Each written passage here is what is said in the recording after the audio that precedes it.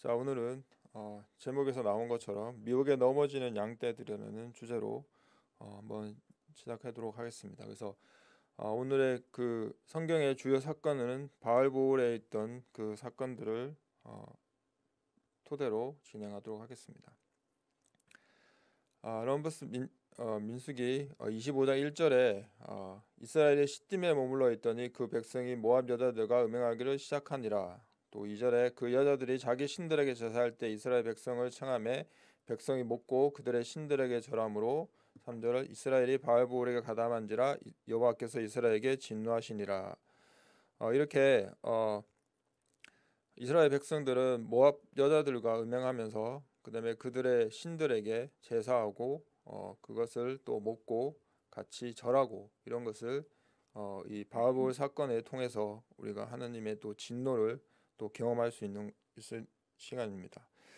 먼저 이 시간을 한번 그 정리를 해보면 이전에 그 아론이 죽은 것은 40년 5월 1일입니다. 그래서 민수기 33장 38절에 그 내용이 나와 있는데, 그리고 모세가 신명기에 설교를 시작한 것은 40년 11월 1일이니까 그 사이의 시간이 한 6개월 정도의 사이에 일어난 사건들입니다. 그리고 그 사건인 거죠. 그 6개월 동안에 일어났던 그 사건입니다.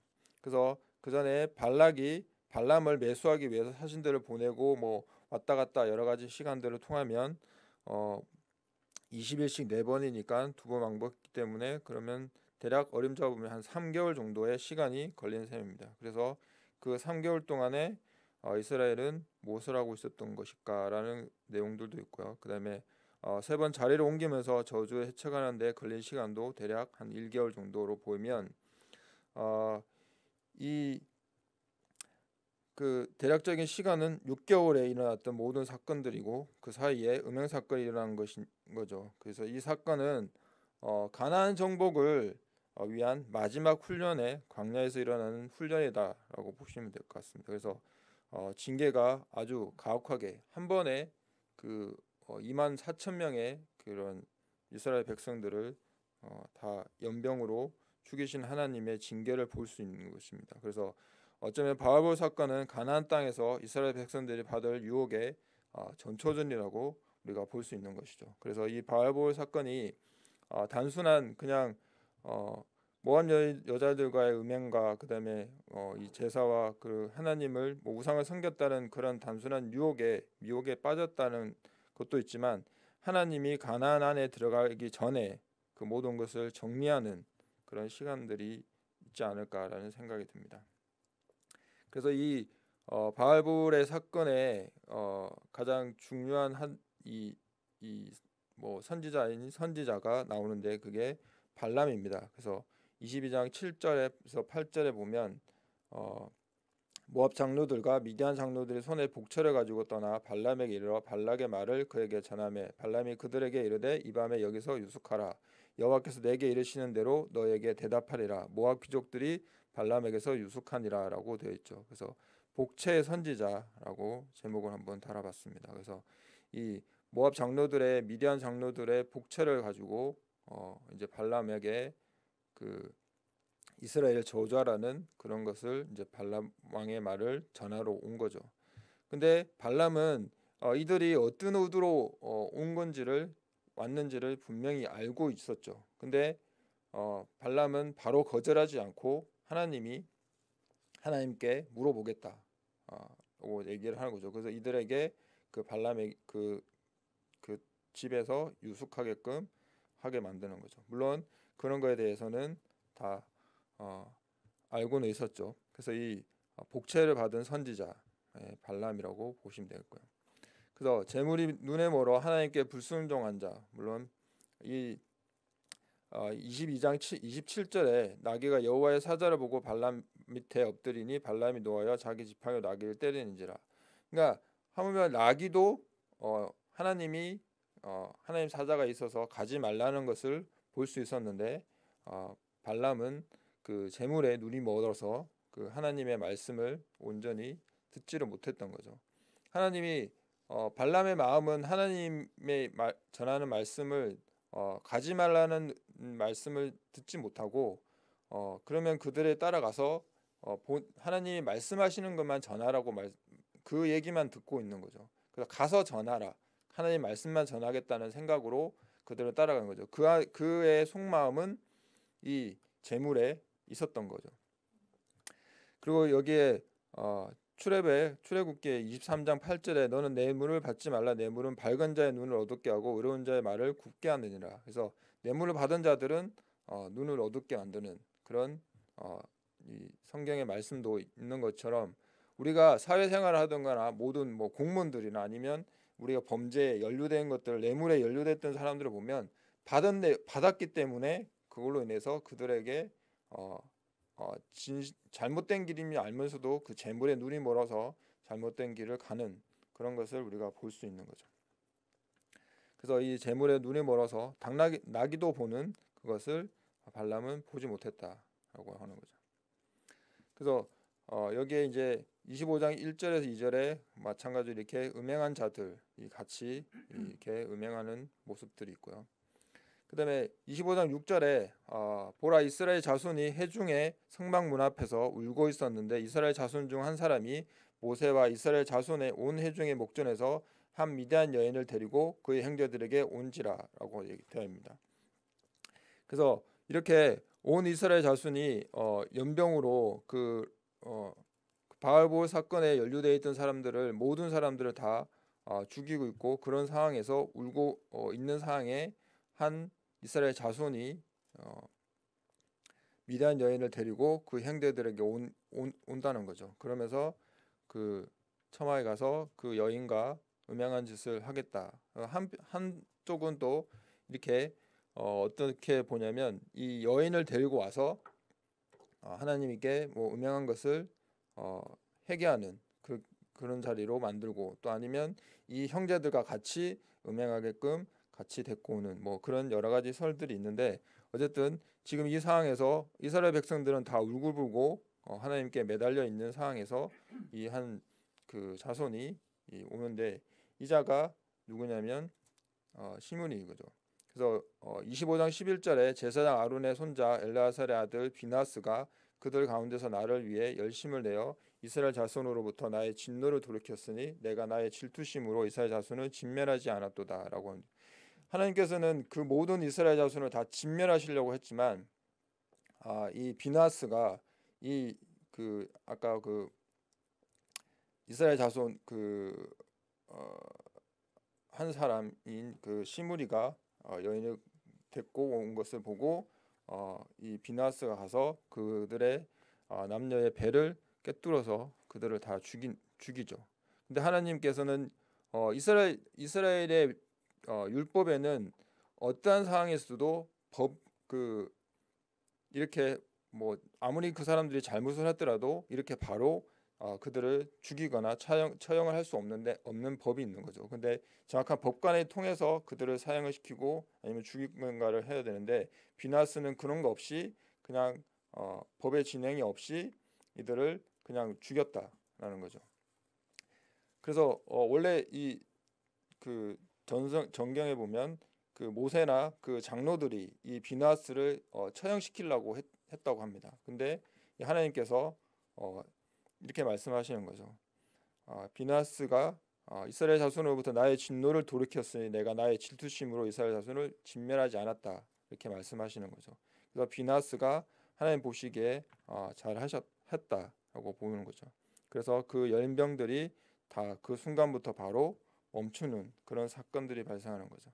그러면서 이 비나스의 그러면서 하나님과의 평화의 언약을 약속을 하나님께서 비나스에게 내리시는 거죠. 그래서 이 사건 이후에 이제 인구 조사를 합니다. 12지파의 인구 조사를 하는데 1차 인구 조사는 시내 광야에서 민수기 1장에 이제 쭉 나와 있고 2차에는 모압 평지에서 이 바알볼 사건 이후에 이 인구 조사가 나옵니다. 근데 여기 보시면 시몬 지파의 인구 조사가 할 때 첫 1차 인구 조사 때는 59,300명이었는데 2차에는 22,200명인 거죠. 그러니까 마이너스가 37,100명이 줄어드는 거죠. 인구가. 대부분의 지파들이 지금 다 증가하고 있는 상황인데 시몬 지파만 이렇게 감축을 하고 있다. 그것은 하나님이 그 시므리에 대해서 이제 벌하시는 거죠.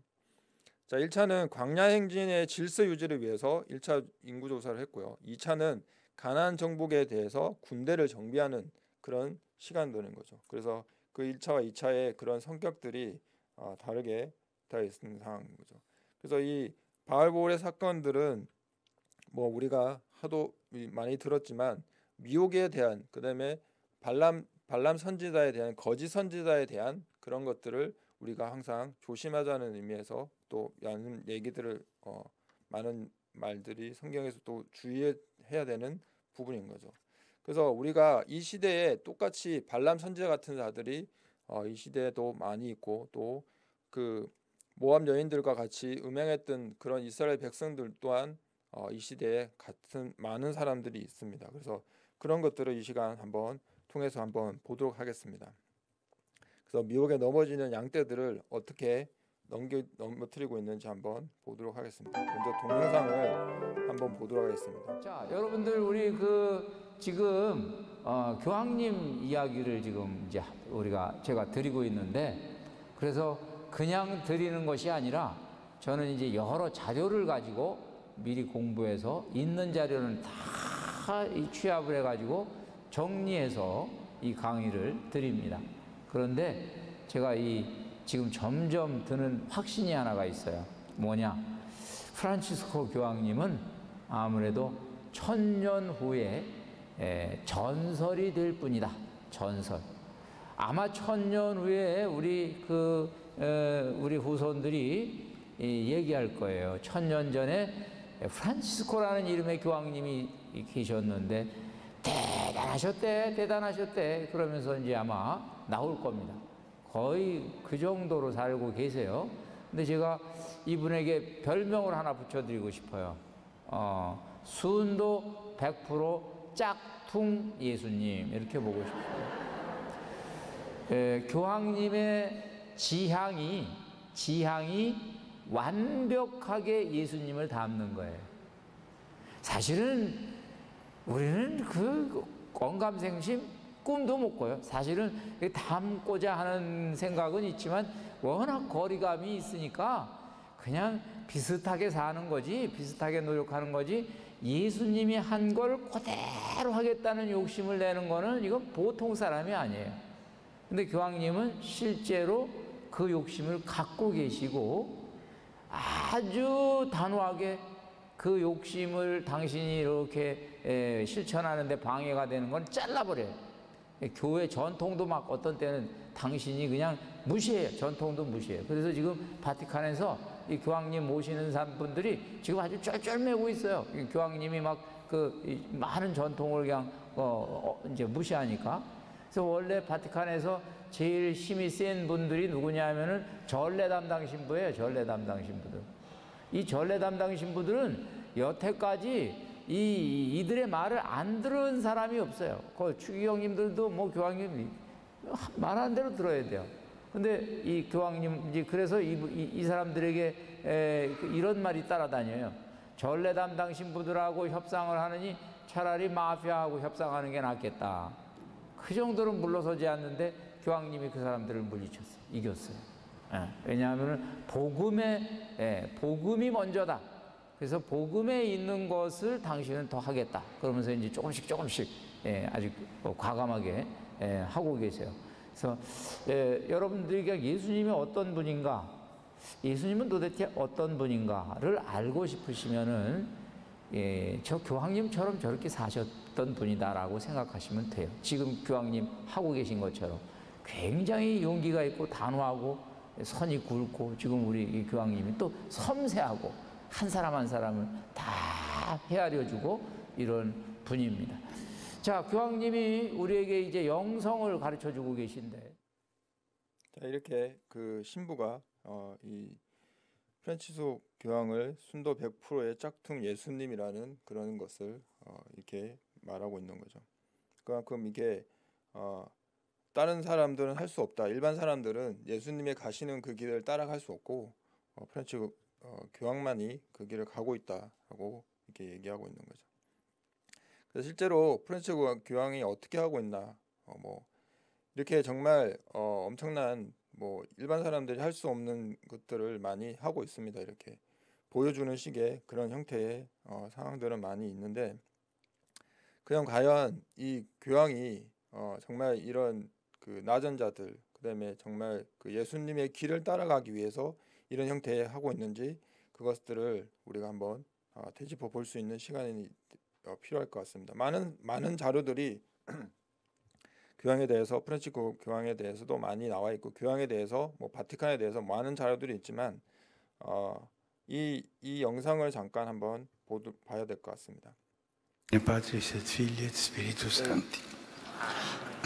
Pax vobis.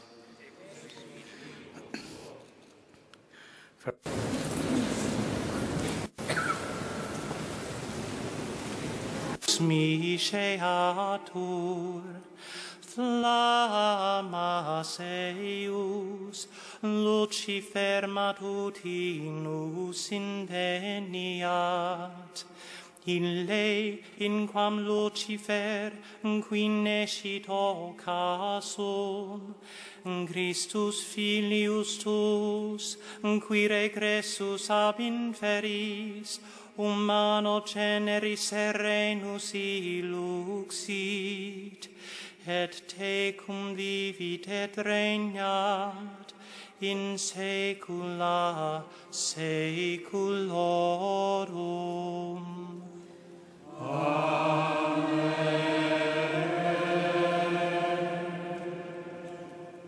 이렇게 미사 찬양에도 이렇게 루시페를 찬양하는, 아예 대놓고 찬양하는 이런 자가 어떻게 예수님을 따라가는 자인가라는 것을 우리가 볼 수 있는 거죠. 그만큼 이런 것들을 보고, 아까 막 그 발에 뭐 이렇게 뭐 키스하고 뭐 소형차를 타고 그런 교양, 일반 그 세계 종교에서 최고의 상위에 있는 분이 그런 식으로 한다, 뭐 다들 뭐 좋아들 하죠, 그렇게. 근데 아까 미사 들을 때 보면 마이크나 이런 것들, 뭐 그다음에 뭐 성서책들 뭐 놓고 보는 게 아니라 사람들이 이게 떠받쳐서 보고 있는 거죠.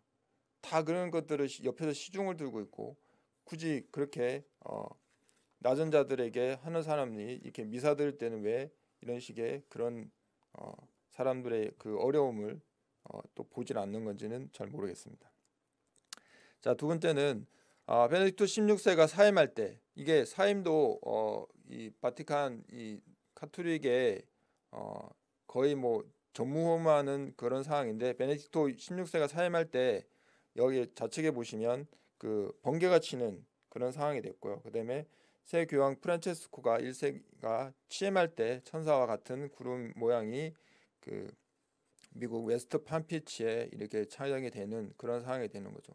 그만큼 이런 상황들이 많이 이 프란치스코 교황에 대한 그런 이 어떻게 보면 이적이라는 그런 것들이 많이 볼 수 있는데, 여기 이제 이 사람이 또 사상 최초의 제수이트의 출신 교황이 되는 거죠.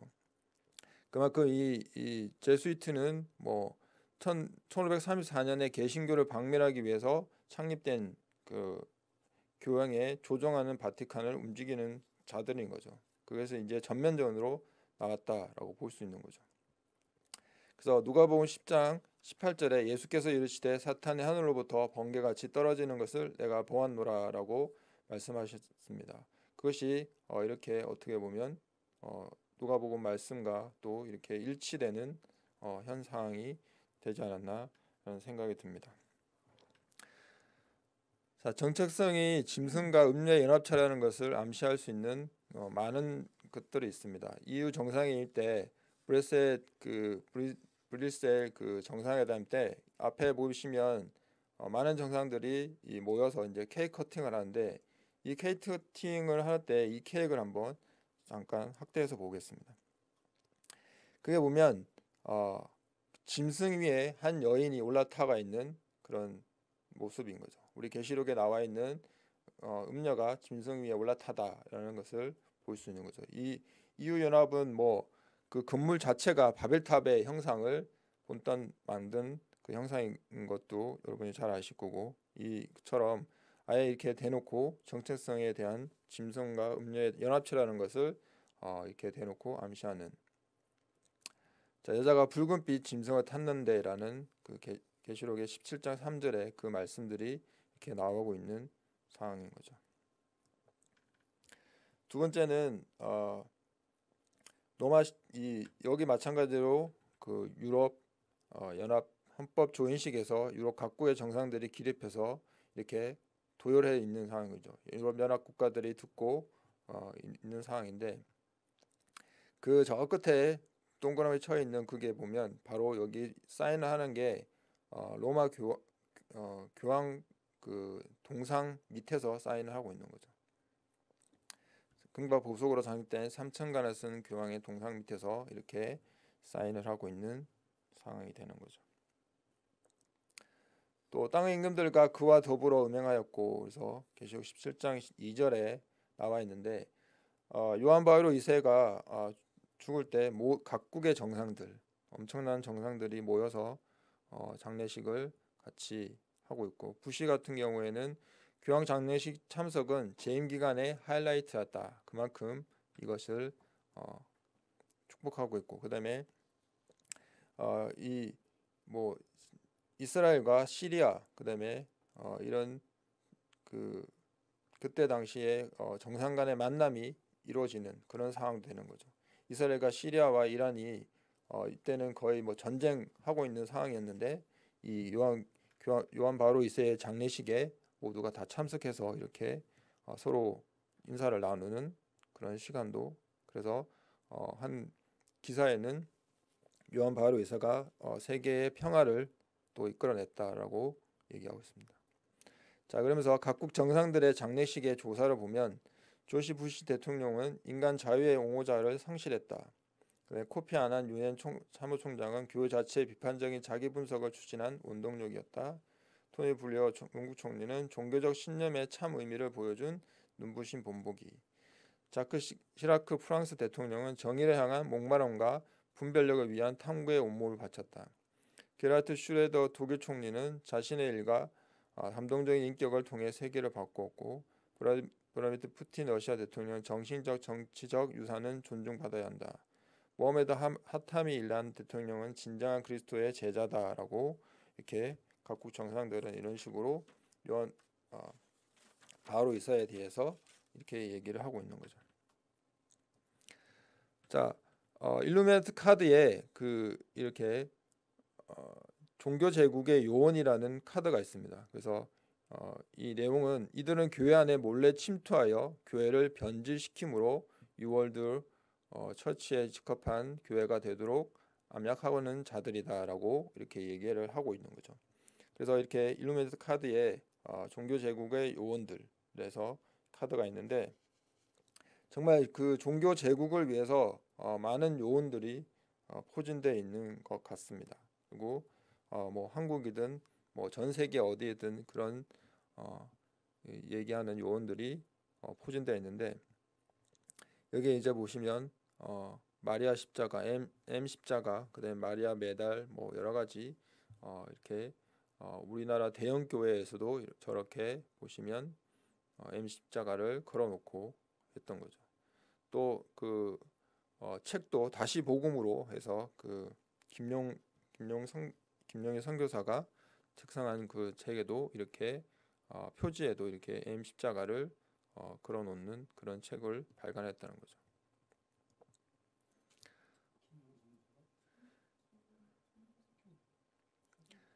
자, 여기서 이제 내 손 안에서 하나가 되게 하라라고 이렇게 둘이, 그러니까 카톨릭과 이렇게 하는 거죠. 그래서 여기 이제 고린도 후서에 6장 15절에 그리스도와 벨리알이 어찌 조화되며 믿는 자와 믿지 않는 자가 어찌 상관하며라고 되어 있는 거죠. 이렇게 또 이렇게 한경림 목사가 또 전통합 총회장 이광선 목사, 그다음에 이런 식으로 교황을 만나서 또 같이 얘기를 나누고 있는 상황인 거죠.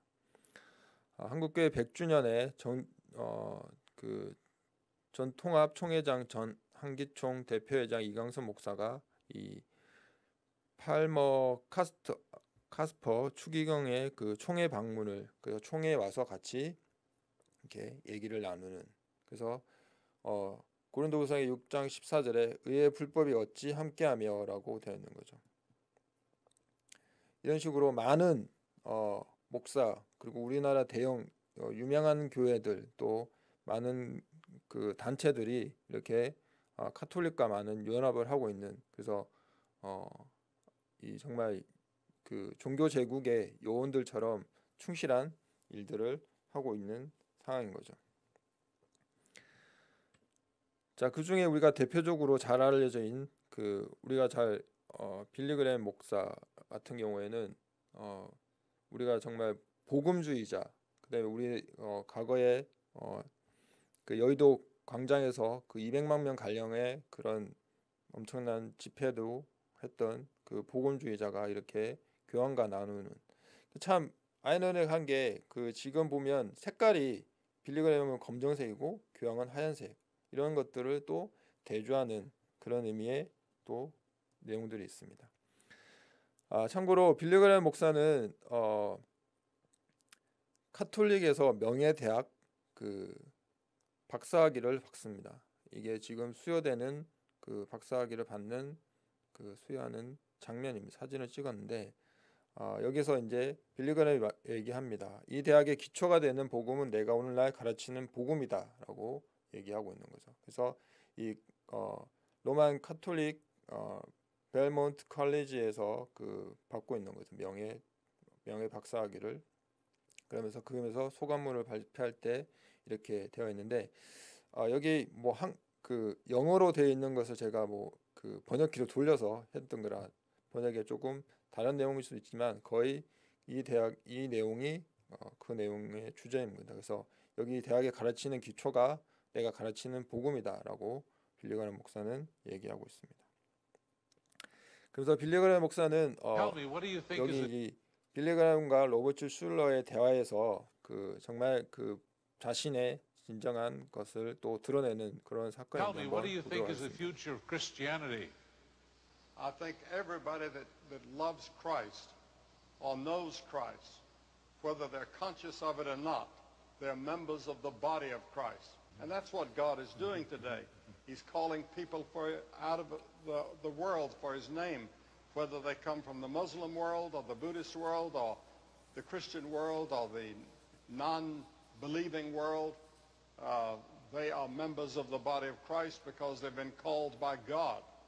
They may not even know the name of Jesus, but they know in their heart that they need something that they don't have, and they turn to the only light that they have, and I think that they are saved and that they're going to be with us in heaven. This is fantastic. I'm so thrilled to hear you say that. There's a wideness in God's mercy. There is. There definitely. 네, 이렇게 그것을 제가 한번 이렇게 빌리그레임 목사가 얘기한 거와 성경을 약간 비교해 보도록 하겠습니다. 교회 곧 그리스도의 몸은 전 세계 크리스천 그룹뿐만 아니라 크리스천 그룹이 아닌 자들도도 구성되어 있다. 누구든지 그리스도를 사랑하거나 안다면 그 사실을 의식적으로 느끼든 느끼지 못하든 간에 그들은 다 그리스도의 몸의 일원이다 라고 되어 있는데 에베소의 3장 6절에 이 신비는 곧 복음으로 말미암아 이방인들이 그리스도 안에서 동료 상속자가 되고 같은 몸에 속하게 되며 그 분의 약속에 참여하는 자가 된다는 것이다. 그래서 교회는 오직 믿는 크리스천들의 연합이고 복음으로 말미암지 않은 이방인들이 모인 그리스도의 몸이라는 것은 있을 수가 없다라고 얘기하고 있고요. 하나님은 자신의 이름을 위해 무슬림 세계, 불교도 기독교 혹은 믿지 않는 세계에서 백성을 불러내고 있으므로 이들은 다 그리스도의 몸의 일원이다. 성경엔 출애굽기 20장 3절에 너는 내 앞에 다른 신들을 두지 말라. 구전 고린도전서 8장 4절에 우상은 세상에서 아무것도 아니며 한 분 외에는 다른 신이 없는 줄 아노라라고 얘기하고 있는 거죠. 다른 종교를 믿어도 그리스도의 몸의 일원이라는 이 맥락은 좀 뻔뻔한 주장이라고 볼 수 있죠.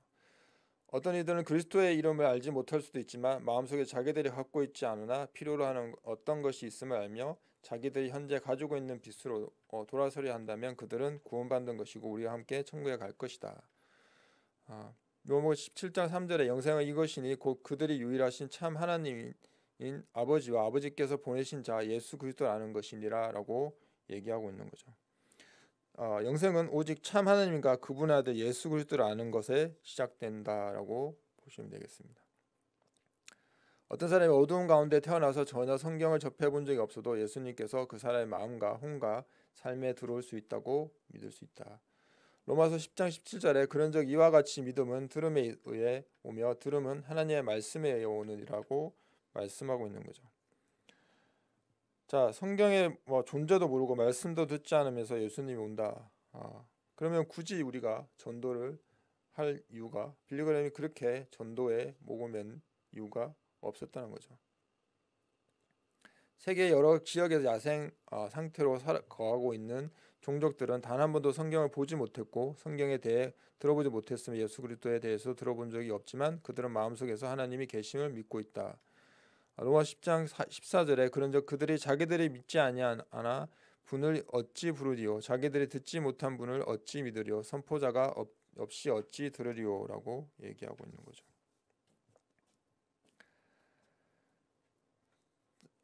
자, 여기 빌리그램이 교황 요한 바오로 2세는 100년 만에 가장 영향력 있는 목소리를 냈다라고 얘기하는데 여기 영어로 이게 돼 있는 거 제가 번역한 건데요. Most influential voice in 100 years라고 얘기하는데요. 100년에 가장 영향력 있는 목소리다라고 얘기하고 있습니다.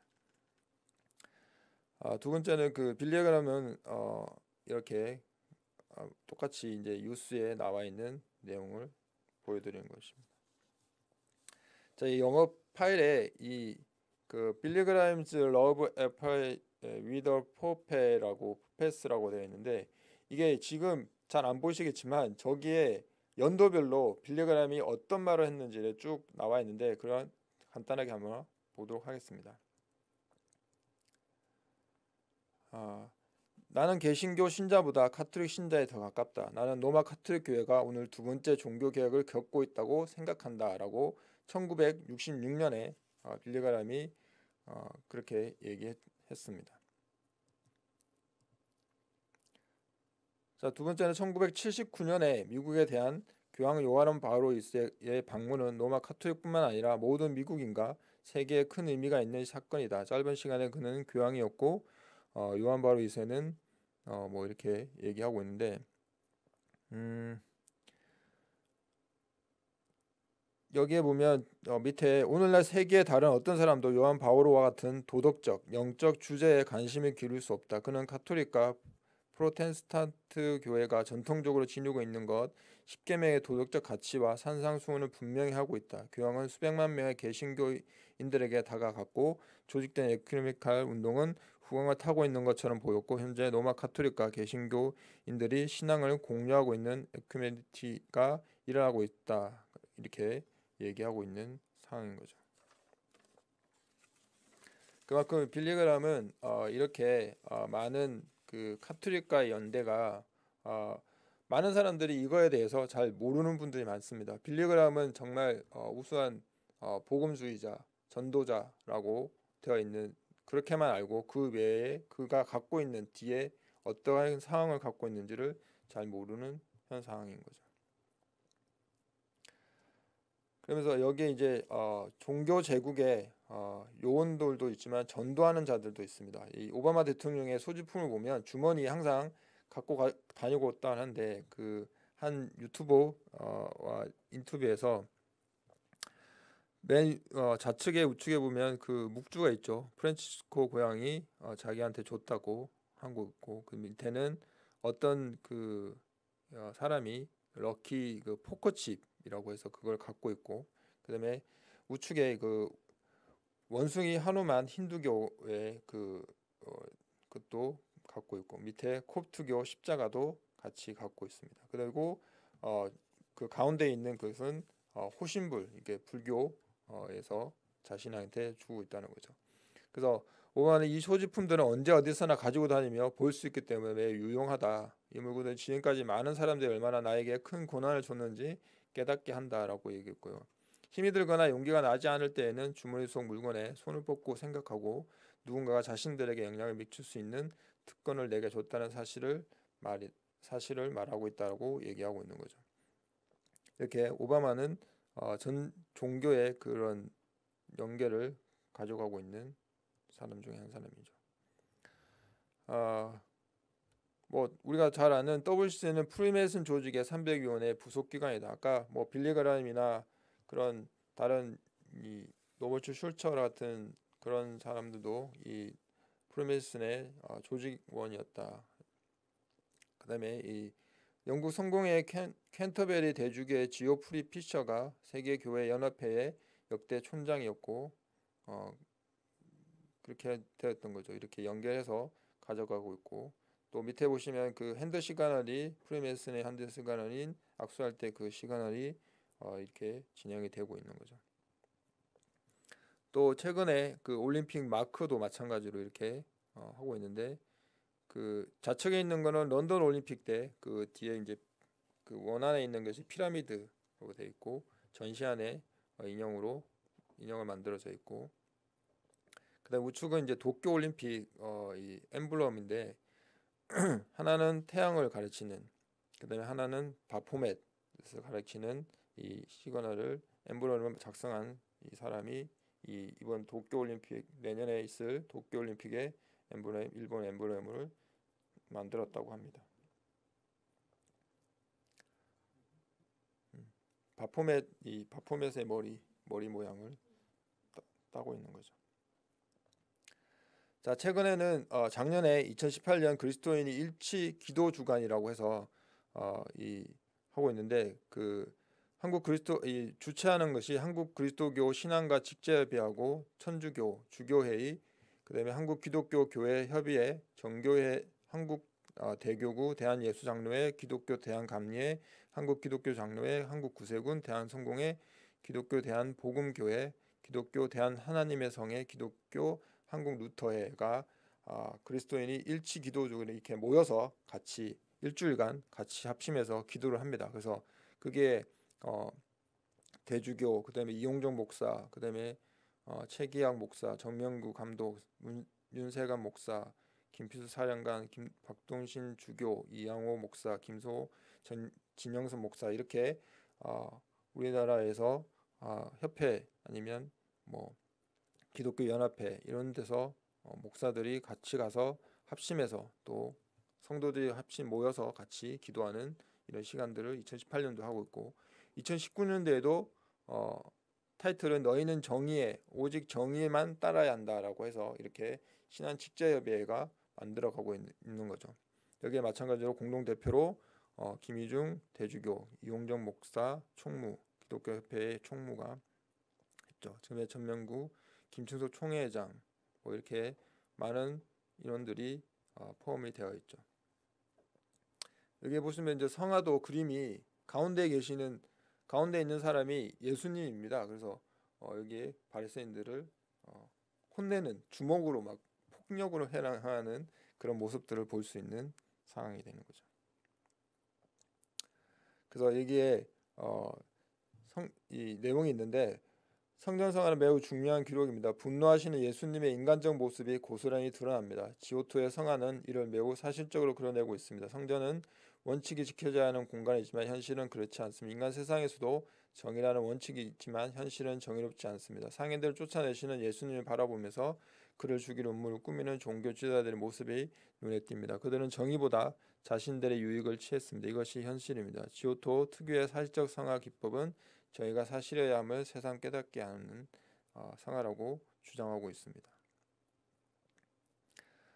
이거는 한국 기독교 교회 협의회에서 이렇게 공문을 보냅니다. 2018년 그리스도인이 일치 기도 주간 취재 및 보도 요청권에 대해서 이제 얘기를 하고 있는 거죠. 특히 여기에 주목할 만한 것이 이 일치 기도 주간에 정해진 기간이 1월 18일에서 25일인데 이 주간은 1908년에 폴 왓슨의 제안에 따라서 성 베드로 사도자 축일과 성 바오로 사도의 핵심 축일이 사이의 기간으로 정해졌기 때문에 상징적인 의미가 있다라고 이렇게 보도 자료에 이렇게 나와 있는 거죠. 그리고 또한 그 한국기독교협회에서 하는 게 문재인 대통령의 결단을 촉구합니다라고 되어 있는데 그 내용은 뭐냐면 개신교 목회자가 양심수 석방 없는 적폐청산은 공연불이다라고 해서 이렇게 대대적으로 나와서 이렇게 외치고 있습니다.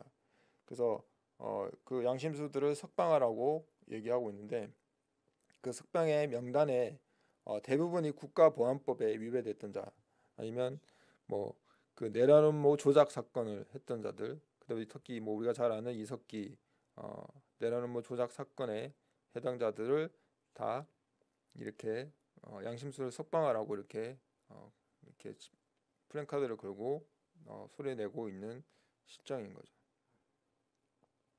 이렇게 정말 우리가 가야 할 길을 가지 않고 엄한 길을 가고 있는 그런 상황이 오고 있는 거죠.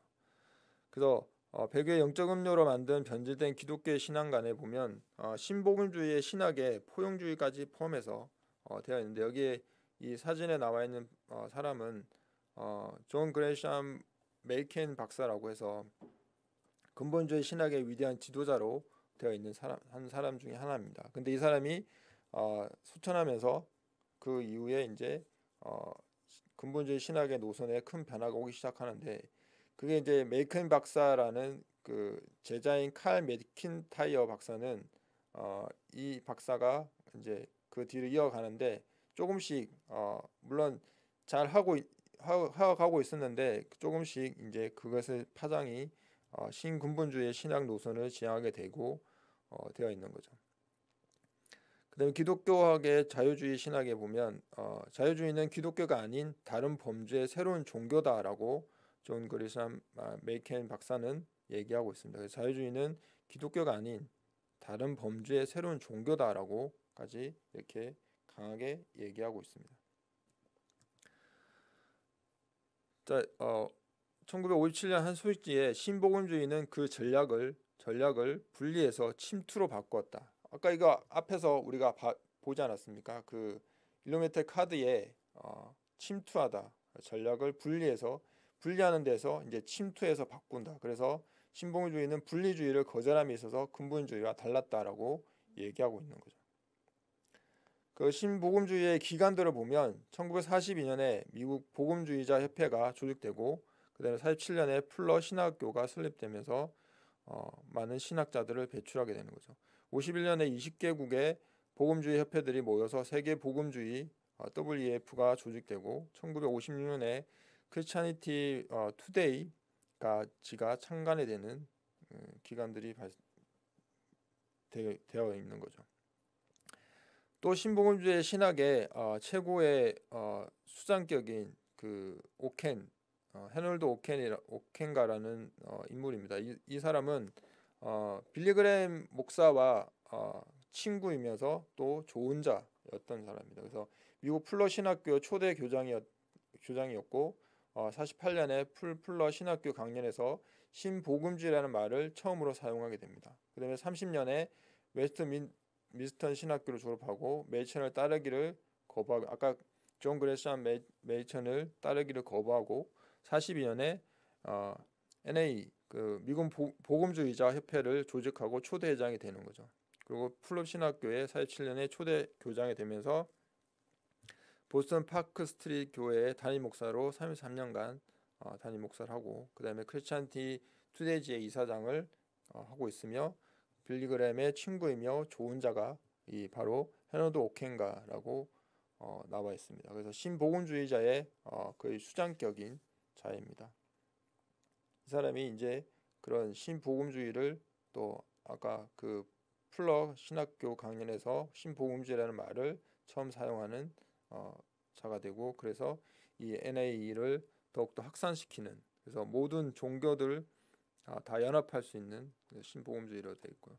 자 우리가 그 여의도 광장에서 이렇게 수만 명의 200만 명 가량의 이런 대집회를 하면서 옆에 이제 통역한 사람은 그 김장한 목사, 지금 극동방송 과거에 극동방송 이사장인 그 김장한 목사가 통역을 하고 있고, 이렇게 수만 명의 그 교인들이 모여서 빌리그램의 목사의 그 설교를 들으면서 과연 이들이 진정한 복음을 들었을까라는 생각이 의문이 드는 순간인 거죠. 그때만 해도 정말 대단한 일이고 대단한 성공적인 뭐 세계에서 유례 없는 그런 그 대회였다라고 얘기하지만, 진적으로 지금까지 빌리그램 목사의 그런 신앙관을 봤을 때 과연 이것이 온전한 복음이 이들에게 전해졌을까라는 생각이 들기도 합니다.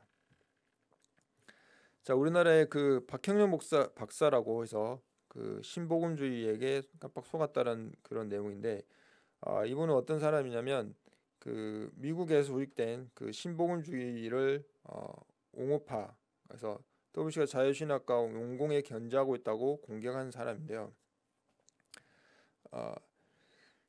그리고 52년에 NA에 조직하여 하나의 정치 세력으로 등장하면서 마침내 60년에 교단은 둘로 분류되는데, 박형륜 측은 NAE파라고 불리고 그 반대편은 에큐메니칼파라고 불렸는데, 이러한 명칭이 후에 합동파와 통합파라고 말로 바뀌게 되는 거죠. 그래서 59년 44회 총회를 파행으로 이끌었고, 결국 예장은 통합 측, 그러니까 에큐메니칼 측, 연동 측, 그다음에 합동 측은 복음 동지회 측, 승동 측으로 분열해서 교권 투쟁 과정에서 신학적 이해 차이로 갈등이 정치적 도구로 이용이 되는 그런 상황이 발생하는 거죠.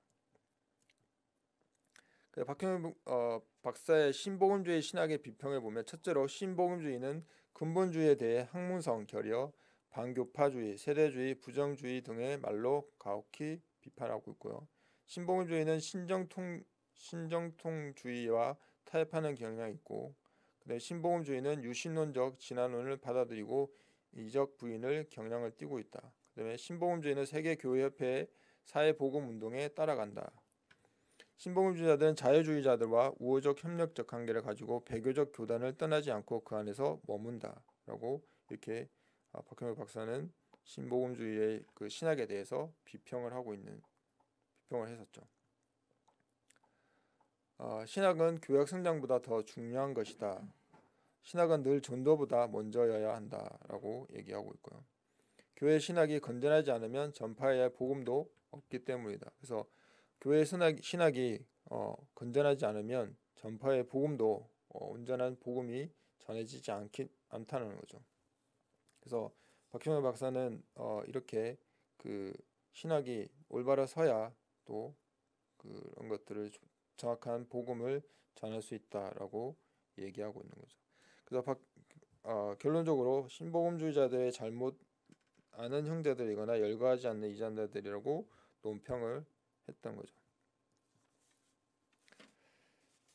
자, 미국 배교의 절정을 이루는 시기가 다가왔는데요. 2020년 6월에 세계 종교 연합 선언식을 합니다. 해그 평화 궁전에서. 해그가 우리가 잘 아는 일제 식민지 시대 때 그 해그 특사들이 가서 또 조선의 독립에 대해서 많은 했던 것이 해그 평화 궁전인데, 여기서 이제 2020년 6월에 세계 종교 연합 선언식을 합니다. 그게 참석하는 자들이 보면 프란치스코 교황, 그랜드 머프티, 그다음에 달라이 라마 같은 종교 지도자들의 친선 선언을 서명하게 됩니다. 그러면 이들은 이제 개종도 못하고 개종을 뭐 전도하거나 이렇게 그렇게 한다면 이제 법적으로 제재를 받을 수 있는 상황도 발생하겠죠. 여기 이제 그랜드 머프티라는 것은 이슬람교의 최고의 권위자, 그러니까 뭐 수니파나 시아파를 통합을 해서 그들이 이제 하고 있는데, 여기 그랜드 머프티 참가자는 이집트의 그랜드 머프티가 참가한다고 합니다. 그래서 여기 이제 주최자는 카네기 재단과 엘리야 종교관 연구소라고 되어 있는데, 이들이 이렇게 되어 있습니다. 그래서 이 홈페이지에 이렇게 피스 플레이스 홈페이지에 발췌한 내용인데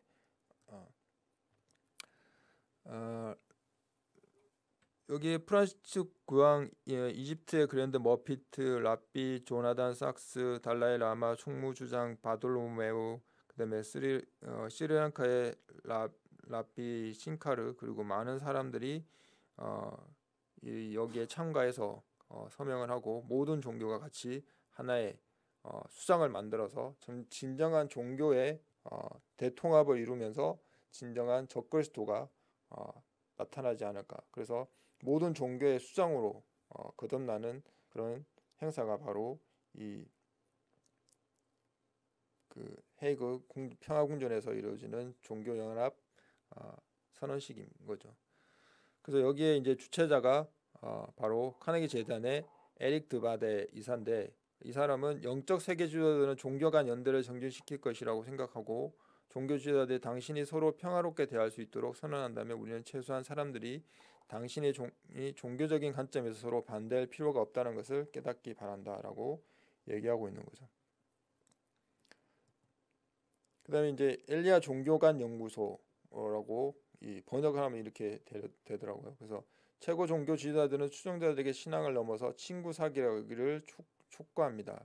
이게 여기에 네덜란드에 그런 뭐 이렇게 친구 사귀기라는 그런 어플이 있는데, 그것을 이 엘리야 카네기랑 거기서 만들어서 이제 세계 각국의 종교 지도자들은 종교 간 우정을 사람들 사이의 오해, 편견 및 불신에 대항할 것을 촉구하는 그런 이 호소를 하게 되는 거죠. 그래서 이 3분짜리 비디오를 제작해서 여기에 이제 뭐 그 프란시스코 교황, 그다음에 랍비, 그다음에 조나단 sak스, 달라이 라마, 뭐 그랜드 머피, 이런 사람들이 이제 3분 동안 그런 3분 안에 비디오를 만들어서 그 청원자들의 16개 언어로 메시지를 보내는 그런 행사를 이미 비디오는 했었죠. 그리고 이제 2020년 6월에 그 세계 종교 연합 선언식을 하게 되는 거죠.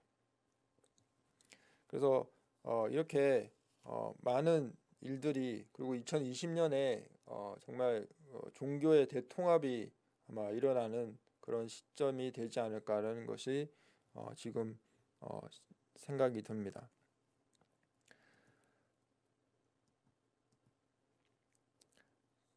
자, 모든 종교의 연합의 항상 중심은 이 바티칸 교황을 중심으로 이루어지고 있습니다. WEA, 성공회, 힌두교, 동방정교, 불교, 유대교, 이슬람교, WCC, 이렇게 모든 종교들, 그 외의 종교들도 같이 하는데, 이들이 같이 손을 잡고 커넥트하고 있습니다. 그래서 그것을 이 로마 카톨릭 교황이 모든 것을 다 연결해서 하고 있는 그런 상황이 지금 현재 되어 있는 거죠.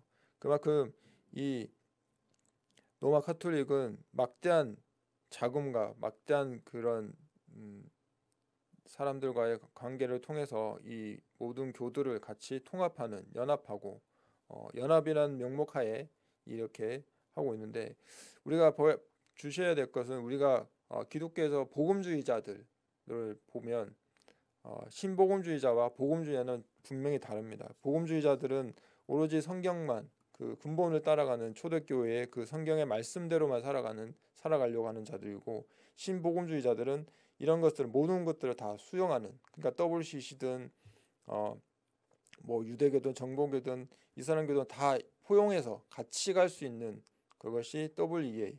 어떻게 보면 우리가 저도 그렇지만 WCC에 대해서는 뭐 종교를 많이 했지만, 이것은 지금까지 우리가 봤지만 종교 제국을 위해서 요원들이 껴있는 것이 바로 WEA 를 하고 있는 거죠. 그들이 이제 이렇게 연계해서 사람들을 올가매고 있는 그런 상황인 거죠.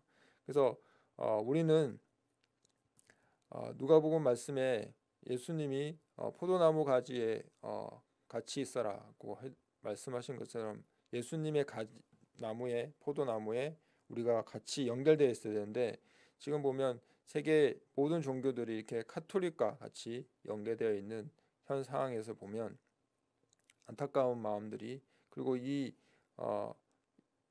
이들의 그 특히 뭐 우리 기독교 쪽 사람이었던 WEA 같은 경우에 그 복음주의라고 믿고 그들을 따라가던 수많은 사람들, 어, 특히 뭐 빌레그람 목사 같은 경우에는 22억의 복음 그를 따르는 사람들이 많다고 합니다. 그만큼 그런 자들이 다 카톨릭으로 다 넘어가는, 고스란히 넘어가고 있는 그런 상황이 발생하게 된 거죠. 그래서 이 복음주의자들이 복음을 전하고 복음주의자라고 하면서 결국은 이들과 같이 카톨릭과 WCC 그다음에 모든 다른 종교들과 같이 연합하는 그런 상황이 지금 이 시대에 발생하고 있다는 거죠. 그래서 비나스가 그 남녀의 배를 꿰뚫었던 창처럼 하나님의 질투의 창이 심판을 우리가 받을 것입니다. 이들은 WCC나 W의 신복음주의자, 특히 이들은 기독교 내에서도 정말 그들을 하나님의 백성들을 하나님께 가지 못하고 사탄, 뭐 마귀, 루시퍼 쪽으로 그들이 지옥으로 인도하는 자들을 따라가게끔 그들을 미혹하고 있는 현 시대인 거죠. 그래서 미혹과 배교 거짓선자들은 하나님 질투의 창에 심판을 받을 것입니다. 그래서 진정한 하나님 나라를 위해서 우리가 온전히 성경의 말씀대로, 하나님의 말씀대로 우리가 살아가고, 근본주의자, 뭐 교황이나 뭐 많은 그 정상 지도자들이 근본주의자들은 테러리스트다라고 하는 것처럼 그들이 이렇게 얘기하고 있습니다. 그래서 이 시대에 많은 우상 숭배와 음행을 조심해야 되고, 특히 물질 만능주의와 황금 만능주의 풍조에, 또 쾌락과 음란의 풍조에 빠지지 말아야 되며, 특히 신앙적으로 사상적으로 성경적 기독교 신앙에서 탈선하는 것을 용납하지 마시고, 그다음에 조금 작은 거라도 소소한 것이라도 타협하지 않는 우리 성도들이 되었으면 합니다. 지금 이 시대에는 비나스 같은 인물이 또 필요합니다. 우리 거룩하고 성숙한 이 교회 성도들, 인터넷 성도들이 이 비나스 같은 인물이 되어서 하나님 나라의 진정한 용사로서, 일꾼으로서, 군대로서 싸워갈 수 있는 그런 모두가 되기를 축원합니다.